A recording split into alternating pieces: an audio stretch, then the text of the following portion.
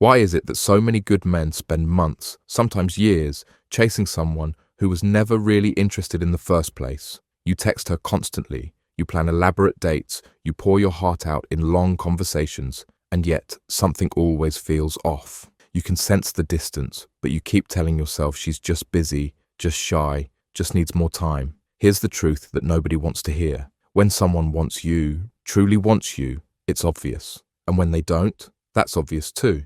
The problem isn't that the signs aren't there. The problem is that we've been trained to ignore them, to make excuses, to keep hoping that our persistence will somehow change how they feel. But what if I told you that learning to recognize these behaviors could save you from months of confusion, rejection, and that hollow feeling of wondering what you did wrong? What if understanding these patterns could help you redirect your energy towards someone who actually sees your worth? Let's talk about the behaviors that reveal the truth, even when words say otherwise. Number 1, the delayed response pattern. Think about how you text someone you're genuinely excited to hear from. You see their name pop up on your screen, and there's this little surge of anticipation. You might not respond immediately, but you respond thoughtfully, enthusiastically.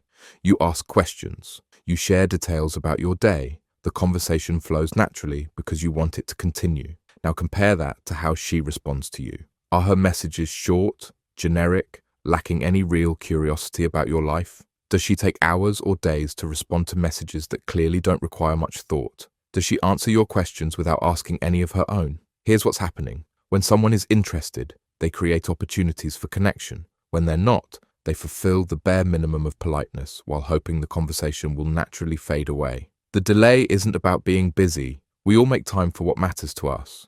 The delay is about emotional distance, about not feeling that spark of excitement when your name appears on their phone. Number 2, the enthusiasm gap.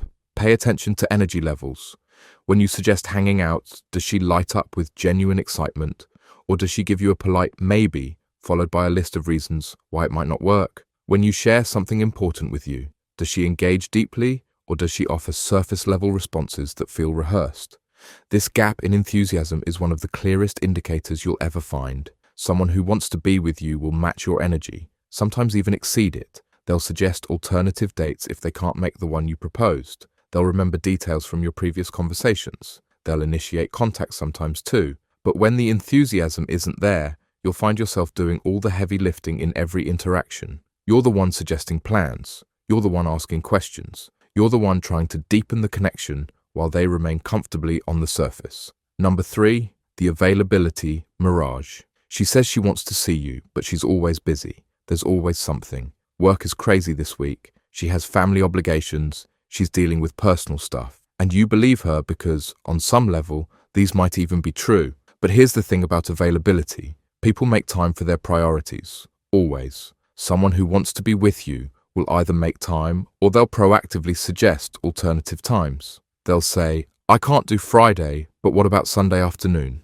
They'll acknowledge that they've been busy and express genuine disappointment about not being able to connect sooner. When someone consistently claims they want to spend time with you, but never actually makes it happen, they're managing your expectations while avoiding direct rejection. They're keeping you in a holding pattern, neither fully engaging nor completely cutting ties. Number 4, the investment imbalance. Look at the investment levels in your interactions. Who's planning the dates? Who's driving the conversation forward? Who's sharing more personal information, more vulnerability, more genuine interest in building something real? In healthy connections, there's a natural back and forth. Both people contribute ideas, both people ask questions, both people show curiosity about the other's inner world. The emotional labor gets shared because both people are genuinely invested in the outcome. But when someone isn't really interested, you'll find yourself carrying the entire weight of the connection. You're the one remembering what they told you last week. You're the one asking how their important meeting went. You're the one trying to create moments of deeper connection while they remain pleasantly detached.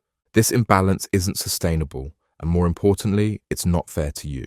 Your emotional energy, your time, your genuine interest in building something meaningful, these are valuable things. They deserve to be reciprocated, not just politely received. Number 5, the physical distance. Pay attention to body language and physical cues when you're together. Does she seem relaxed and open, or does she maintain a certain physical distance? Does she initiate any physical contact, even something as simple as a touch on the arm during conversation? When someone is attracted to you and interested in building a connection, there's usually a natural gravitational pull. They'll sit closer rather than farther away. They'll find small reasons for appropriate physical contact. Their body language will be open and engaged rather than closed off or distracted. If she consistently maintains physical distance, checks her phone frequently during your time together, or seems uncomfortable with even casual touches, her body is telling you what her words might not be saying directly. Number 6, the future avoidance. Listen to how she talks about future plans, both immediate and long-term.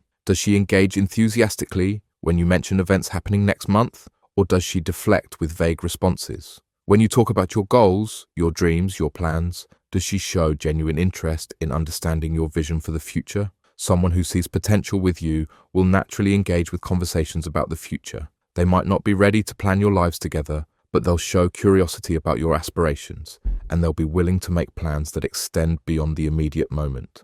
Future avoidance is often a subconscious protective mechanism. If she doesn't see a future with you, engaging too deeply with your future plans feels misleading, even to her. Number 7, the comparison test. Here's a reality check that might sting, but will save you time. Think about how she treats other people in her life. Does she respond quickly to her close friends? Does she make time for activities she's genuinely passionate about?